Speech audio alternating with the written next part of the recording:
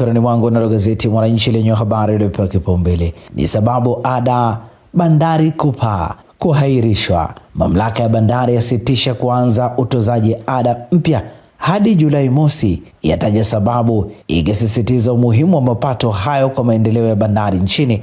Habari katika ukurasa wa 4 nukuu ikisema, baada ya ujenzi wa magati haya tutakuwa na eneo la kutosha la kuhifadhi mizigo.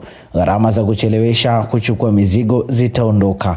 Hivyo watumiaji wa bandari watapata nafuu kwa namna nyingine, huku huduma za bandari zikiboreshwa. Ni Plasdus Mbosa. Jinsi ya kulinda figo zako, vijana hatarini zaidi. Kesho ni siku ya figo duniani ambayo wataalamu wanaeleza mbinu mbalimbali zinazomwezesha mtu kulinda afya ya figo zake, huku wakionya mtindo wa maisha, hasa vijana wanaojihusisha na matumizi makubwa ya soda, vinywaji vya kuongeza nguvu na vinywaji vikali. Unywaji wa maji nao unatajwa kuongeza hatari ya. Undani wa taarifa hii ni katika ukurasa wa 3.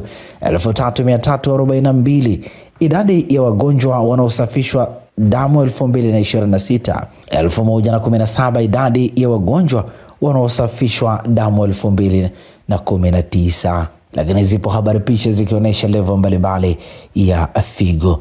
Mnyukano vigogo CCM Moshi mjini wachukua sura mpya. Habari imeandikwa kwenye ukurasa wa 2.